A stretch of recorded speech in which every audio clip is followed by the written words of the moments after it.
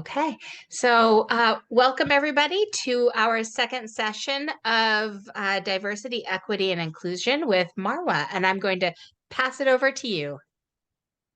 Thank you so much. Well, good evening, everyone, and I appreciate the invitation to come back. This is cultural competency training and a discussion. I will try to rush through the didactic piece to get through this because I would love to have a discussion and get all your questions answered. Just quickly about myself, for those of you who have not yet met me, I am the Diversity, Equity, and Inclusion Director for Northern Light Health. And so I'm all over the state doing this work, and it's incredible work, and I'm very grateful and honored to be doing it. I'm also the chair of the Bangor School Committee, and I brought DEI work there as well. This is my second term on the Bangor School Board, and so wonderful work happening. And I just finished a conference, an Inclusion Maine conference with leaders across the state, and I'm really excited that diversity, equity, and inclusion is really taking off in Maine as well. And it's something that should be not siloed or put aside. And I think a lot more organizations are really bringing it to the forefront. And so great work happening. And again, I thank Shanalee for inviting me and for you all for participating tonight. And with that said, I will share my screen and jump into this. I have a few slides to share. Okay. And I'll jump right into the objectives today. And first and foremost, the term cultural competency, that's used a lot, and I know it's tossed a lot in the media. And so sometimes it offends people because that word competency, basically there's that connotation that if you don't have those skills, then you are incompetent. So a lot of individuals and people across the board have a hard time with it. But I really like it just because what it implies and the different stages, and I'll get into that here coming up in the next few slides. But I'll really define what cultural competency means. I'll talk about the difference between cultural competency and cultural humility. And those two terms are oftentimes used interchangeably. So we'll discuss that. We'll talk about culture. So what does it mean to have culture? That is also a term that is oftentimes misconstrued, and there are so many misconceptions around that term. So we'll unpack that together. I'll discuss the 3 levels of culture. We'll talk about the importance of culture in the lives of people and the importance of respecting cultural differences, especially those of us who are educators. And even for myself in a healthcare system, I talk a lot about that in terms of positive health outcomes. So whether it's with our students and their families, or with patients and their families as well, there are always outcomes that we're looking at gauging. And so we'll talk about that. We'll talk about the need for cultural competency and cultural humility. Again, it's not just something that is just a checklist that we're checking off as organizations, but it's something that we're trying to really implement and show practical skills with. And so lastly, we'll talk about how we can adapt to cultivating a culturally competent environment, whether that is in our schools or in our hospitals or whatever organization that we are part of. This is work that we can all take and really implement in society as a whole. So jumping into some definitions, and I apologize for the dryness sometimes with definitions. They can be dry, especially this didactic piece, and I apologize in advance. But we will get through this, and then I'll jump into the fun part of culture. So culture is defined as a set of behaviors, ideas, values, which are symbolic, systematic, and cumulative, and they're transmitted from generation to generation. And culture is deep within individuals. I'll talk about the three levels of culture: surface, shallow, and deep. But culture, oftentimes when we refer to culture, especially myself as a trainer, when I talk about culture, immediately people assume that I'm talking about only race and ethnicity, right? Or someone from a different country. Those are the individuals that have culture. And while that is true, it's not entirely true. Race and ethnicity are pieces of this, but they're not the entire picture. So we will talk about culture in its entirety. And I want us to really look at the full picture with culture and why it matters. And really to highlight the fact that if we think of only people from a different country as having culture, then it's easier to other people, right? It's easier to think of them as people from away, right? So it's a us versus them narrative, and we do not want that.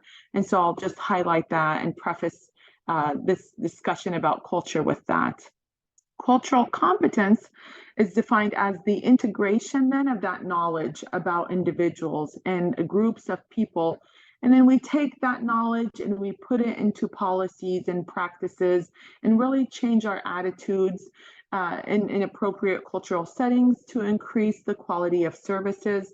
And as I mentioned earlier, producing better outcomes. And so for this purpose, again, of a school and of students, we're producing better outcomes with our students when we are culturally competent.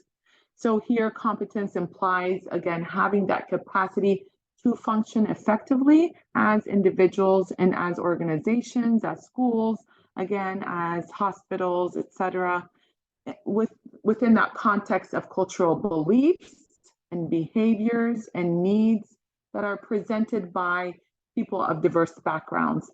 Again, I will break down all of this because a lot of wording and sometimes it gets confusing, and I do realize that, and I'll break it down here in the next few slides. But I also want to differentiate cultural competency from cultural humility. So cultural humility is defined as the process of self-reflection. And again, that is, trying to understand ourselves in order to understand others. And again, to build that trust and that rapport. Learners, every single one of us, myself included, who, I'm trained and certified in doing this work, but I believe that I'm a lifelong learner, so I'm going through this process with you all. There's ongoing curiosity, ongoing self-reflection, and ongoing critique of myself through mindfulness. So again, cultural competence is that outward, trying to learn and engage people, trying to learn more about people of diverse backgrounds. Cultural humility is the opposite. It's that inward look into myself. Each and every one of us, we look into ourselves and really kind of recognize where we stand, understanding the biases that we hold. And oftentimes people don't even know the biases that we hold because they are unconscious. They're at a level well below our level of awareness. So again, that self-reflection, gauging where our biases are, so that way we can push back against them before they become microaggressions. So again, cultural competency, that outward trying to understand and doing research and learning about people.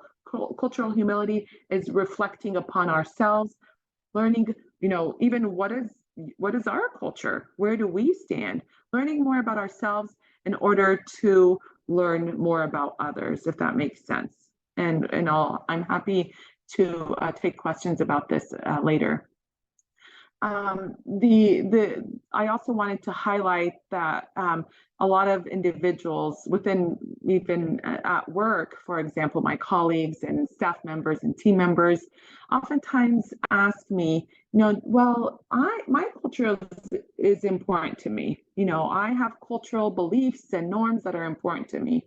So do I have to compromise my own beliefs or my own cultural norms, in order to have cultural competence? And it's a great question. And my answer is always no. with this work, it's saying that if we are open and accepting of others, and you know, we try to understand one another, that does not take away from my own beliefs and my own cultural norms and my own cultural practices. Quite the contrary, actually, this work informs us, and it really says to me that if I'm confident in my own cultural beliefs and my own norms, then I'm not threatened by that of others. So again, if I'm steadfast and I know where I'm at, if I understand my own cultural beliefs and norms and feel very confident with that, then I should be more accepting and more tolerant of others and not intimidated by others. So I did want to really highlight that with this. Also to highlight the fact that that culture plays a significant role in all aspects of individuals' lives. Culture matters, and so this is why cultural competency has taken off around the U.S. in terms of training, and I know that individuals have contacted me about doing and hosting this type of training for their organization. So it's exciting. It's exciting work, and it's exciting that we are finally engaged in cultural competency. Now, also another point to make before I move on is that we do not have to be experts in every culture. That's impossible, right? There are so many cultural practices and cultural customs and cultural beliefs. This is not to say that we need to be experts in all of them. What this is saying, though, is that we are open again to learning more about others from different countries, from different backgrounds, etc. So, and then also lastly, that when we talk about culture, obviously, I did want to say that we are not to generalize, right? Because we can't paint everyone with one broad brush, obviously. We don't want to enforce cultural stereotypes as well, or make sweeping assumptions about people. But this is to really understand that, yes, there are cultural norms that people adhere to. So again, focusing on individuals' lived experiences and their unique characteristics is what this work is all about. And so let's kind of unpack this a little bit further. I mentioned culture being not just ethnicity, person from a different country or race. Those are pieces of it, but it's not everything. When we talk about culture, I want us to really understand that it's inclusive of all of us. Every single one of us has culture, and the primary dimensions of culture include age, ethnicity, gender, which gender identity or gender expression, race, physical abilities and disabilities when it comes to, mental abilities, learning abilities, etc., even appearances and characteristics that we have, and sexual orientation.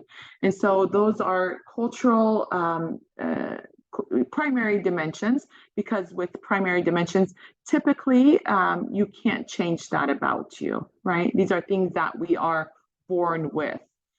Secondary dimensions of culture typically are things that we have more control over. We can change them. And this includes our educational level, geographic location, religion, language, marital status, military experience, parental status, our income or occupation, current social class, and political affiliation. And I have to also highlight and give you a side note that it's pretty controversial too, in terms of, some of these in secondary dimensions should be moved in primary dimensions. So even within the DEI realm, we talk about primary dimensions, secondary dimensions, and there's a lot of movement there and fluidity. So I did want to bring that up as well, that piece. And so digging into more of cultural dimensions, excuse me, I'm getting over a cold too, so pardon me. And so many of you may be very familiar with this iceberg concept of culture. And I truly love this image here because it depicts that like an iceberg, 9/10 of culture is below the surface. So what we see about one another and within what what we present to one another is just the surface culture. It is truly the tip of the iceberg. And, we start with the observable, the concrete, the less nuanced, and the deeper we get into culture, we get into the more nuanced, less concrete, very intangible and subjective. So with the first surface, the first level of culture is the surface culture. And as I mentioned, these are the things that are most easily seen.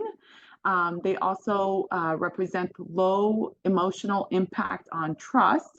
And so any changes within these items typically do not create anxiety in people. So these are the things such as the food that we enjoy, the flags of our states or our countries. What about the holidays or the festivals that we enjoy, the clothing that we wear, and the arts, music, the games, the literature, the languages that we speak? So again, easily seen about people. Again, if you try to challenge someone on these things, typically, no anxiety. Although I always joke that my husband would disagree about food. Do not challenge him about the food that he likes. But other than that, usually, this is very, very an easy level to kind of engage people with. So we'll go a little bit deeper into the iceberg, into shallow culture. And shallow culture are basically unspoken rules that are shared amongst a group of people. They represent high emotional impact on trust, which means that any social violation within this category typically causes distress in individuals. These are things such as, concepts of time, personal space. What about eye contact? What about ways of handling emotion, nonverbal cues in communication? What about child rearing principles and thoughts on wellness and disease? And so I will kind of dig deeper on the next slide with these concepts, and it gets extremely interesting and fascinating. And I feel like I could spend a whole section just speaking about these norms and how they can really kind of create animosity in interactions. And typically at work, when I do the investigations, and when I receive the complaints, usually they have to do with something within the shallow culture or deep culture. And it really takes me bringing people together to really understand this in order to improve the interactions, especially within the corporate world or the C-suite, and et cetera. So let's go even deeper now into culture. This last one is called the deep culture. This is the third level of culture. And this level here represents collective unconscious beliefs and norms that are shared amongst a group of people. Typically, people have to think about them, because again, they're deeply embedded within us due to maybe our backgrounds or our social circles or our upbringing. But these collective beliefs and norms actually represent intense emotional impact on trust. And so challenges to cultural values at this level actually produces culture shock. And we'll talk a little bit about culture shock coming up. So that concept of culture shock is truly triggered here if someone violates a norm within this level. But challenges in this level also triggers the brain's fight or flight response. And so again, people are very, very protective over their cultural beliefs and norms within this category.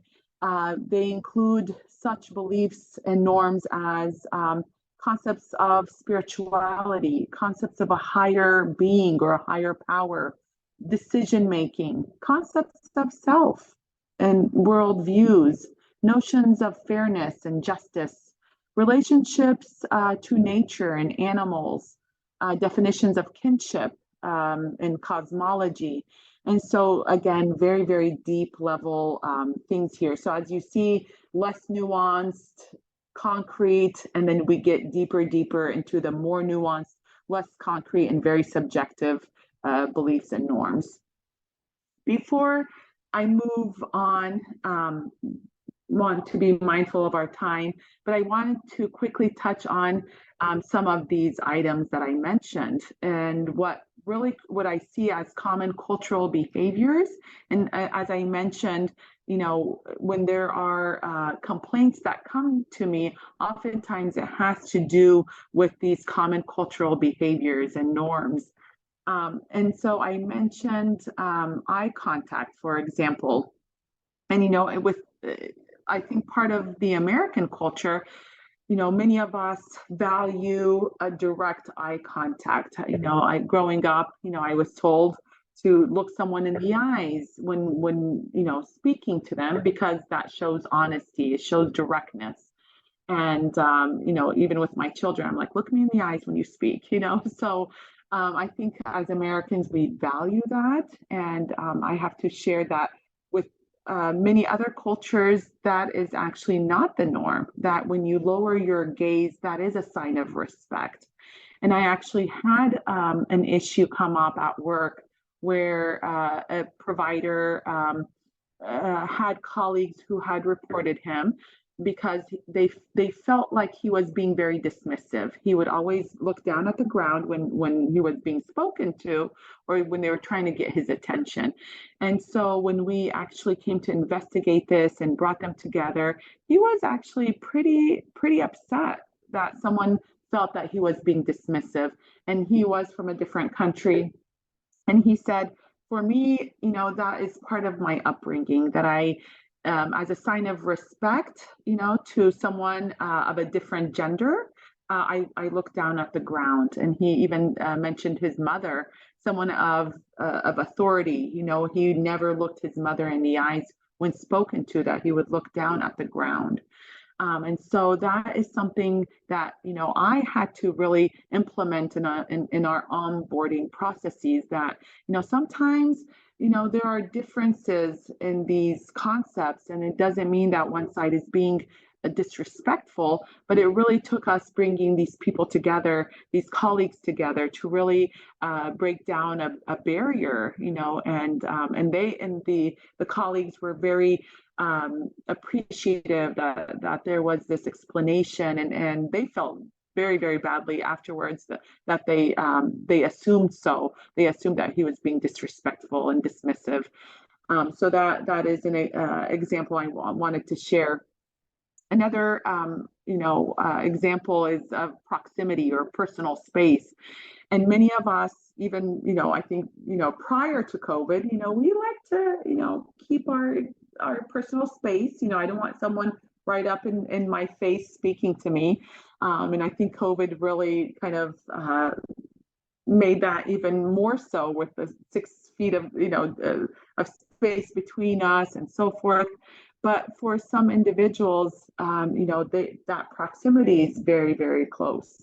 And the touching, of one another, of whether, placing a hand on someone, or we also had a gentleman who would really get too close to females, or, in his culture, there was a kiss on the cheek when you first meet someone. And we really had to say, that's a big no-no here. You don't invade someone's personal space, and definitely you do not kiss someone without, permission. And that's, we talked about sexual harassment and so forth. But again, these individuals are mortified to really learn that they can be in really deep trouble sometimes with these things. And so I really advocated for onboarding and more of a cultural competency from both sides, especially with onboarding. Another example I wanted to share was handshaking too. I think many of us grew up with, handshaking, especially with interviews. I remember my father telling me, as a female, you should give a firm handshake to really show confidence. And obviously, COVID changed things a little bit in terms of handshaking as well. But we have many individuals who part of their cultural norm is not to actually shake hands, but rather, placing a hand over the heart or a fist in the center of the chest to really show respect.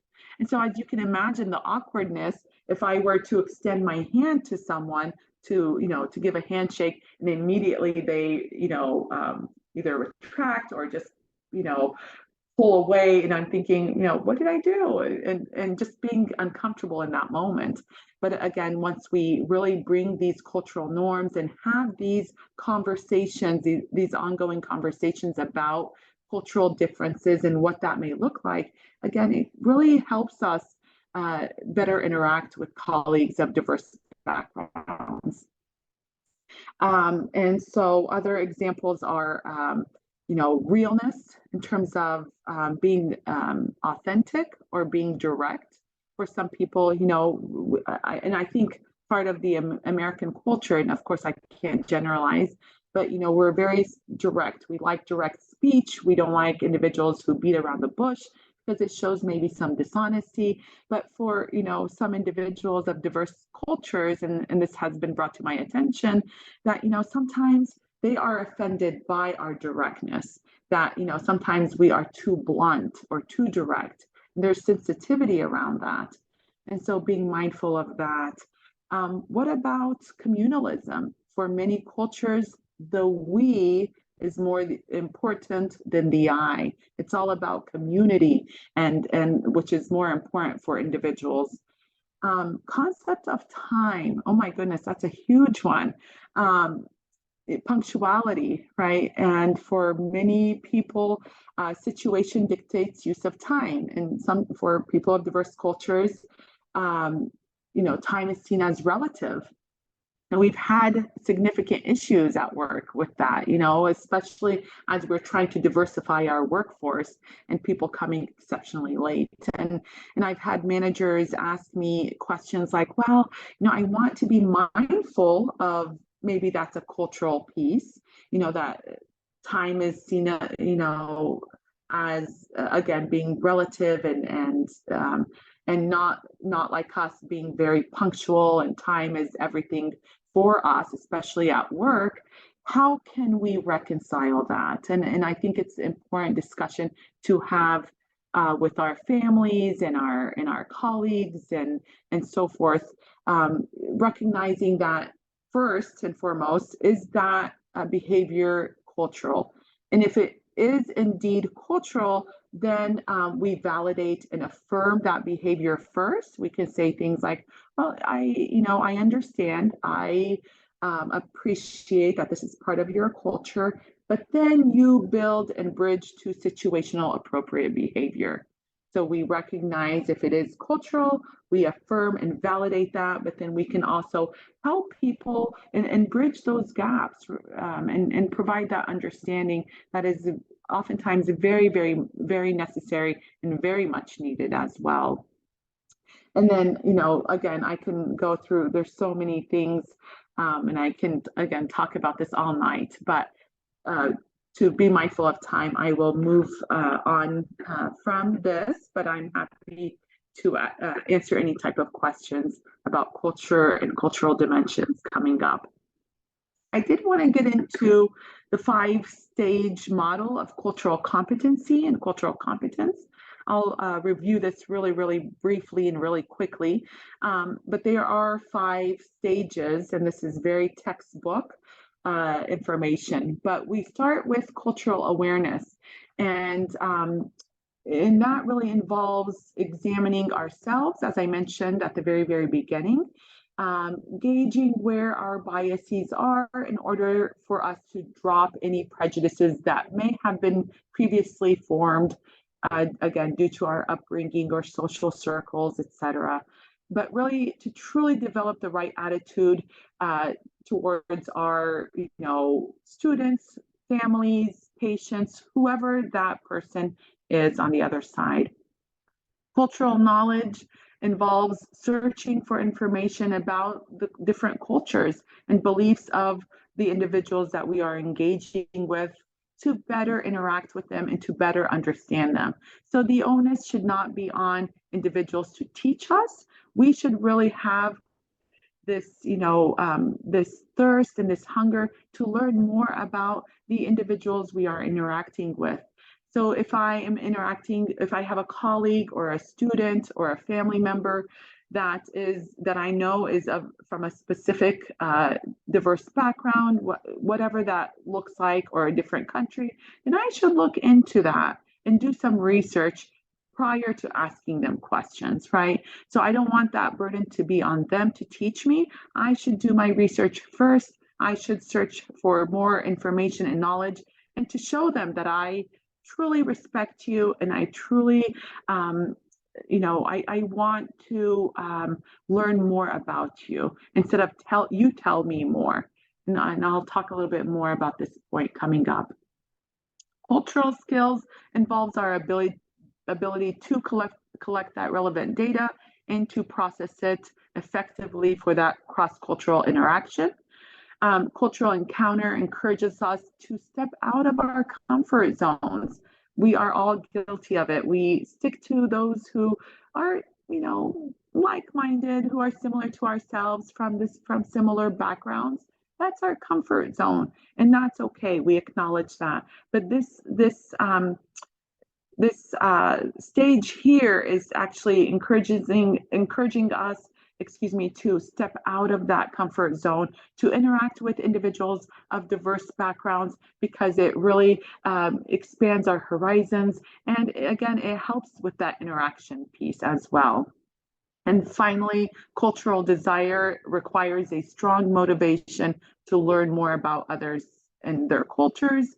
It's that strong force, really, that strong motivation to be open to new people, to accept them, to understand maybe their beliefs, their norms that are maybe very, very different than ourselves.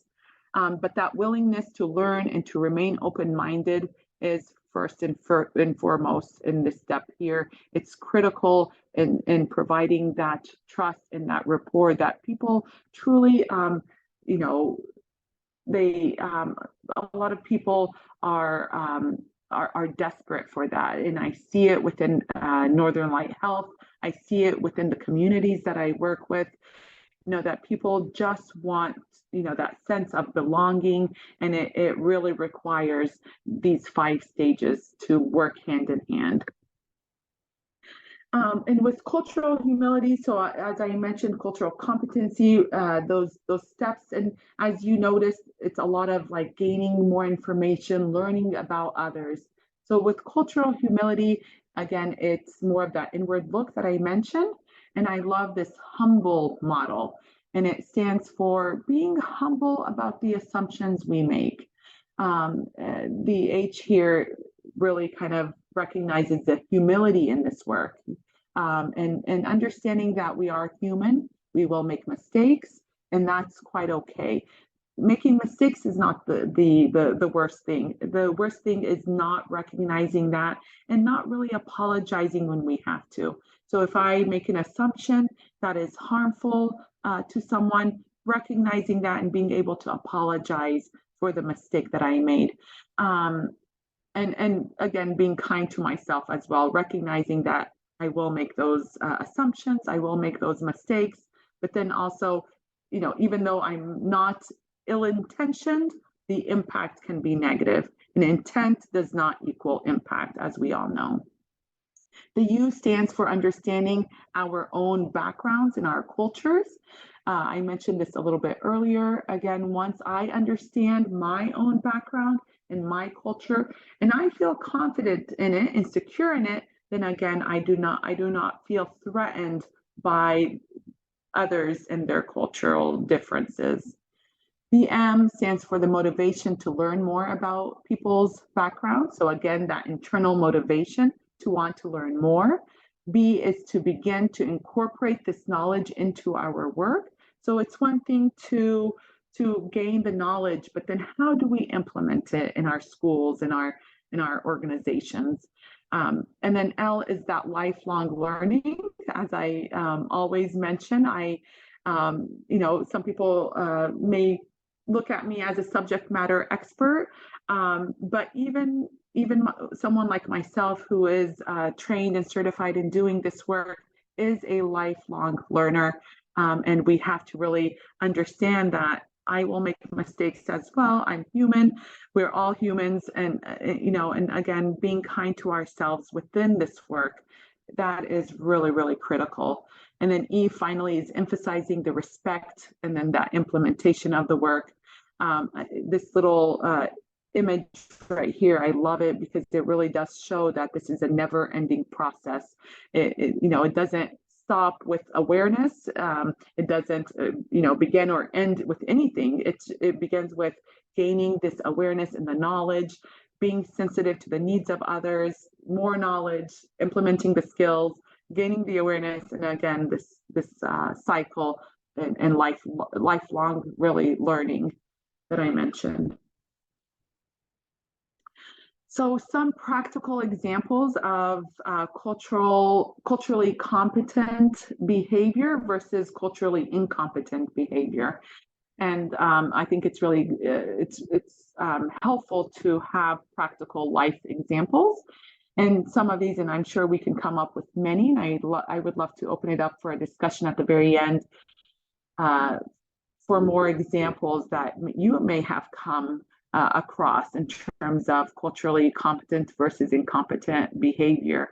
But some examples I would like to share is, interrupting or speaking over our patients, our colleagues, our students. And sometimes that really happens with people who are of diverse backgrounds. Females, for example, are typically interrupted or spoken over in meetings.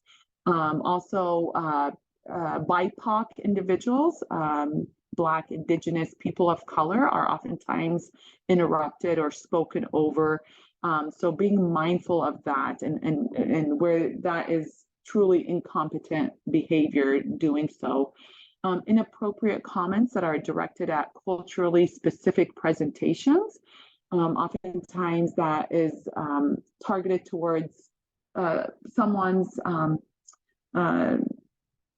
clothing, someone's hijab, something that is covering their hair, cultural norms. Sometimes it is things that individuals or students eat. I know my daughter actually has shared this with me, saying, "Mom, sometimes people of diverse backgrounds bring food that that has a very strong smell to it." And some of the kids in the class or at the lunch table will say, "Oh, what is that smell?" Or, or hold their nose, and how offensive and harmful that really is. And so these culturally specific presentations are important, obviously, and near and dear to people's hearts. So being mindful of that. Dismissing or ignoring cultural events or holidays, that's huge. And this is really important. I posted on social media how Ramadan for Muslims and Passover for Jewish friends and Easter for our Christian friends are all kind of overlapping in this holy season. And so being mindful of that and other holidays and traditions, especially here in the US, where sometimes non-Christian individuals feel very ignored or feel very isolated, making sure that we are not dismissing all of the holidays that they bring forth, and they're all so beautiful. And maybe allowing our students, to share their diverse holidays and how they celebrate them and so forth. We are doing that in our organization as well, allowing people to really share their holidays and their cultural norms and traditional festivities and cultural dishes within these holidays. So there are so many ways to really make sure that we are inclusive of everyone. Another behavior that is oftentimes very traumatizing is when we we are not mindful about names. So westernizing names, this happens to a lot of individuals that have long names or have names that we are not used to.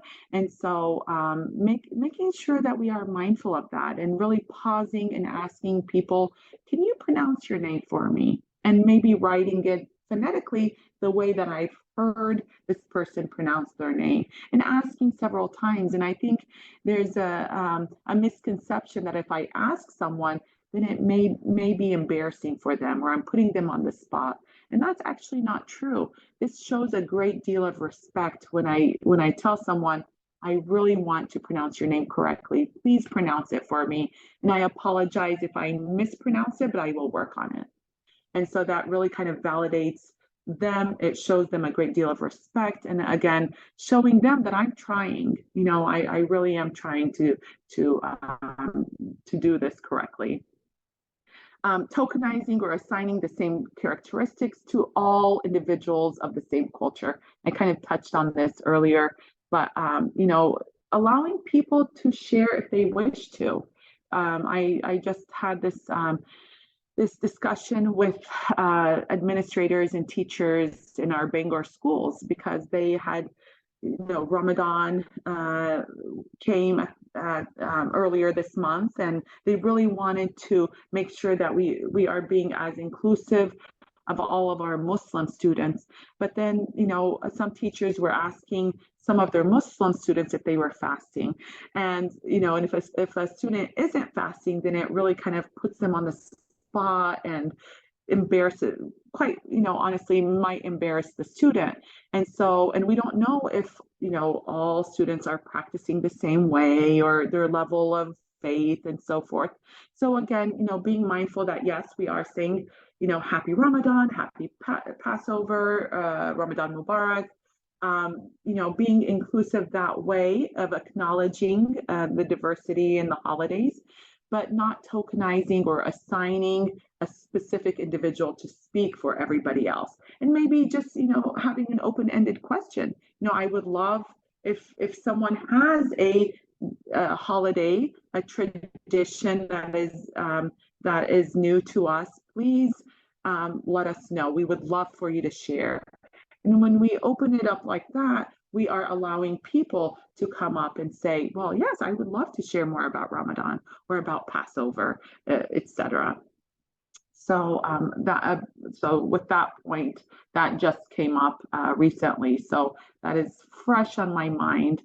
And then lastly, asking those who are diverse, multilingual, to serve as cultural brokers or interpreters, or to fulfill duties that are not in the scope of their role. This is kind of similar to the point that I just spoke about.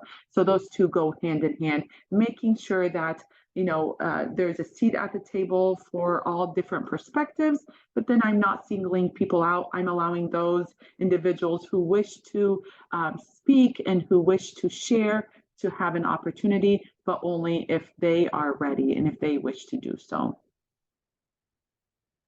So becoming culturally responsive, and we have about 10 minutes left.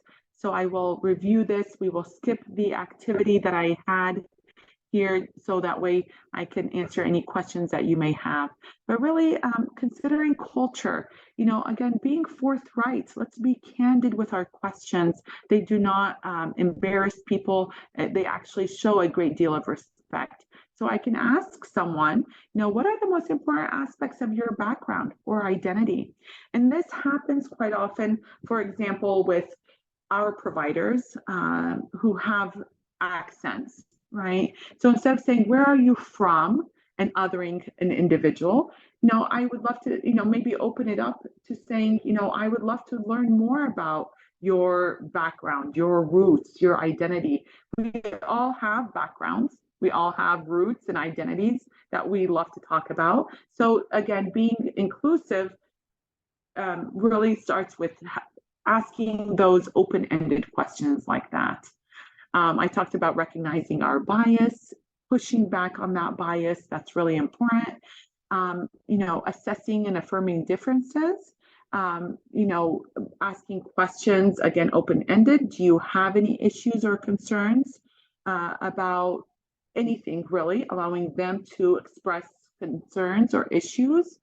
Again, by me kind of showing humility, saying things like, I'm not familiar with your cultural heritage. Could you please help me understand?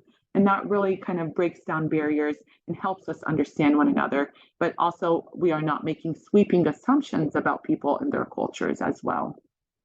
And always ask yourself, am I making an assumption? Usually we are making assumptions. Again, we're only human. But, kind of, again, going back to that self-awareness and that self-reflection and being really sensitive with others. And then also preventing defensive behaviors is critical in this work. If someone says to me, Marwa, what you just said was extremely offensive, or that really hurt my feelings, I think part of our human nature is to defend ourselves, right? Immediately we go into our intent. Nope, that's not what I said. That's not what I meant. Why are you blowing things out of proportion? Instead of just really pausing and listening to understand and not listening to respond by saying, oh, thank you for informing me. I apologize, and I will commit to not doing that again or not saying that again. And really, providing that commitment and following up on that commitment by not, repeating whatever was said that was offensive or that behavior that was offensive. And once we do that, we really develop that allyship. For every single one of us, whether it's of a different sexual orientation or ethnicity or race or whatever the social identity is, we want allies to help us, right? Because we don't want our feelings to be hurt. And if they are hurt, we want someone to be able to step in and say, I've got your back. Especially if I'm not one who is able to say, ouch, that hurt my feelings. And a lot of times people of diverse backgrounds sometimes have not developed that capacity to really speak up and voice their concerns. And so being allies and forming that allyship is really, really important. This is the self-test on cultural understanding, and maybe at another time we can do it. I love it. And just a side note that I scored really, really low on this test.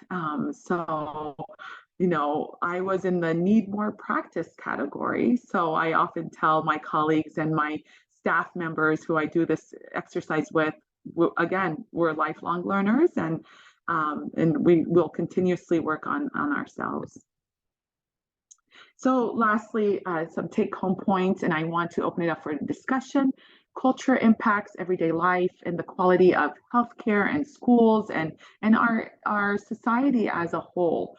Each and every one of us has culture, and for us to think that we don't have a culture, again, is erroneous, because then we are easily othering people in that way. But if we think that we all have a culture, then we are mindful of the differences that we all share. That motivation to engage in the process of becoming more culturally aware is key in this work. Having the knowledge and the understanding and the appreciation that, there are cultural differences, even regionally. I come from Oklahoma. The culture in Oklahoma is very, very different than the culture up here in Maine or in the Northeast, obviously. And even in Maine, when I moved here 18 years ago, I would hear the difference of culture within Maine, and I didn't quite understand that. And now, living here for 18 years, I do understand that the culture, maybe in Presque Isle is very, very different than in Portland, right? In Portland, Maine. So even within one state, there are cultural differences. And so being mindful of that is part of this process of being culturally competent. Again, recognizing our biases, being able to push back against those is again critical in this work. We talked about cultural humility and that self-reflection, looking into ourselves to really understand where we are in order to be more accepting of others. Mindfulness is essential, and this is really to remove our own mental filters, our own self-narratives and our judgments, allowing people to really tell us who they are without our own assumptions and judgments and misconceptions. And then finally, being flexible and humble enough to letting go of that false sense of security that stereotyping oftentimes brings, and to exploring again the cultural dimensions of people that are maybe very, very different than ourselves. And a lot of this work is from my training at Cornell, and then also from the Georgetown University National Center for Cultural Competence. My email is there if you have any questions, but I would love to stop sharing and open it up for any discussion or questions and questions that you may have.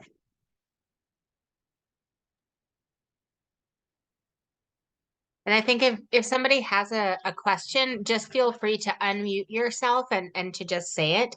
I will watch the chat to see if anybody types anything into though. And I apologize. I realize this is very rushed, but I try to squeeze it all in an hour.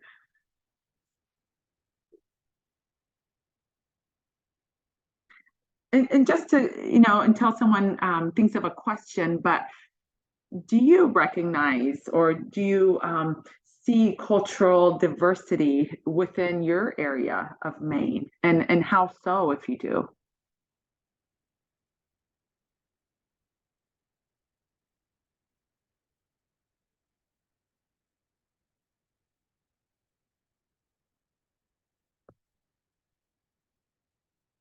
Lots of information.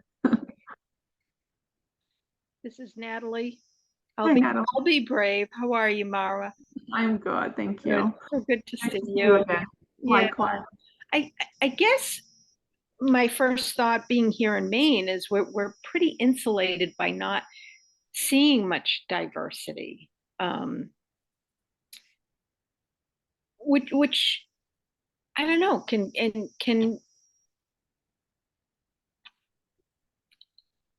you just kind of lost. I mean, I did live in North Carolina for 15 years. So I had a much more impactful experience in learning about other cultures, which was wonderful for me coming from New England and moving somewhere where there was more diversity. I embraced it. So here, I guess, I don't know, you try to be mindful when you do see someone, let's say, I'm trying to be respectful in my choice of words, but welcoming or just smiling at someone that may, in my mind, may feel a little out of place. Does that make sense? Absolutely. Because you're not used to seeing, people from other cultures and just kind of smiling. I don't know, that's what I try to do. Well, that's wonderful. Thank you for sharing. And I have to tell you, well, here in Bangor, it's really interesting because within Northern Light Health, it feels a lot more diverse than when they step out of our four walls, right? And so that's something that we are, as we try to diversify our workforce, we have people from all over who we are welcoming to our organizations. And I know that's the same thing with A.R. Gould, for example, that is in Presque Isle. So it's a very, as you said, a very kind of insular community, not much diversity there. And then all of a sudden, we have providers and international nurses from all over the world. Yeah, and there's pockets. Yes, Yeah. absolutely. And so what's happening too is that sometimes it's heartbreaking. And I have to say that Mainers have been just extremely generous. And I think a lot of the immigrants that I work with have said that. But there are, pockets of hate, and individuals who I believe there's a lot of ignorance there, and will treat someone with disrespect, or will say things like "go home," or I want an American doctor. I'm an American. I want an American doctor. And so we're really kind of addressing that by saying, no, you do not have the right to say that to someone. You do not have the right to mistreat someone, or to discriminate against someone. And so we are taking a really really kind of almost a firm stance against any type of discrimination, and saying this individual is well qualified, certified, doing this work, and you can find service elsewhere.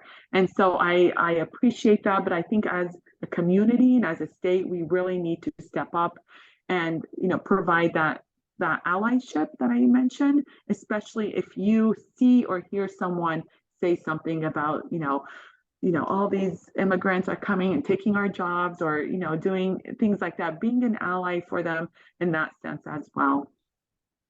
I had a family member not that long ago, when you made the comment about a doctor, and they said something uncomfortable, and I didn't know what to do. I kind of, and it wasn't in a group of people, and I guess I kind of let that slide. And I didn't like hearing that. It made me, and I just didn't want to get into a confrontation with this person. I don't know. It's you just mentioned that, and I immediately thought of a comment of a doctor, and she preferred to go to another doctor that to her seemed to be just like what you were saying. You said it better than I did, but it's heartbreaking, right? Because yeah, and it's impactful in a very severe way for some individuals, right? yeah. But I really do think that people don't realize what they're even saying. Sometimes they haven't been exposed, and usually for us, because we jump right in and we provide that support for our providers, and we immediately address the patient and say, you cannot say that. We have a zero tolerance policy for discrimination, and this individual, the workforce member, whomever, it could be a doctor, it could be a nurse, it could be just any workforce member, but we say, they are well qualified to work here. They are, and we provide that. And so what is bothering you? We want to acknowledge, like, what is it?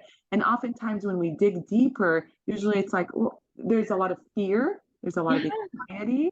And once we talk about that with them, you don't, usually people are apologetic and remorseful. Yeah. I think 99% of the time people are extremely apologetic and remorseful. Yeah. When maybe they gather a little more information about that person. Absolutely. And whereas, their initial reaction is like, oh, I don't even know how to pronounce your name. It's just kind of that uncomfortable, like you said, that you just have to dig a little bit deeper to kind of help that person become comfortable. Exactly. And someone like me, I'm trained in de-escalation, and I'm trained to jump in. But and I love what you said, Natalie, about I didn't know what to say, and I think a lot. And we do this training, the bystander intervention training, with a lot of our colleagues and staff members, because they do freeze, Right. and like they're just shocked, right? They're shocked that those words came out of someone's mouth. And it's almost like a deer caught in the headlight type of, being Right. frozen. And then they feel bad because they were like, I should have said something. Yeah. So we want to really practice that muscle memory, and like being able to immediately jump in and say, that's not very appropriate. That's not very kind. And and just even being able to say that, jumping in that moment, provides that allyship, for the individual who's probably shocked as well, and appalled and hurt. But it does take that role playing and really getting yourself used to being able to jump in and say, that's not very nice, or that's not appropriate, that's not acceptable. I wasn't ready for retaliation at that point. And I was just like, okay. But you're right. I should have said, like, that wasn't very kind. And I just froze. I was a deer in the headlights. Yeah. Yeah. Yeah, and it's not easy. And I No. I Yeah. admit it, this is very difficult work, but we are doing it together. And I love that we are having these conversations. I appreciate Shanalee like reaching out and being here with you all. And this is happening all across our state. So that is an excellent thing. And I'm going to have to jump in because it is just after 8 o'clock right now. And I know that we have some people that are needing to go do other things. Thank you so much for joining us. And I look forward to future presentations and seeing you again. And if you're ever down south or away from Bangor, come and say hi. And Well, yeah, absolutely. And if people would like to contact you, I know you had your email address up, but is it okay for me to pass it on to people? absolutely. Do you want me to put in the chat too? Sure, sure. Yes, please, if you have any questions, I'm happy to answer at any time. And thank you all so much for your time and for this wonderful opportunity to meet everyone. Thank you, So Shanalee. it was a lot of great information that you were able to condense into just an hour, which was amazing. I really appreciated the iceberg picture. I think that was a beautiful representation of culture, and it really got me thinking in different ways than I had before. But I'm going to have to call this to a close. I too could talk about it all night. I'll share that. Oh yeah, awesome. Yeah, perfect. So thank you so much. And everybody who joined us, thank you to you too. Have a good night, everybody. Night.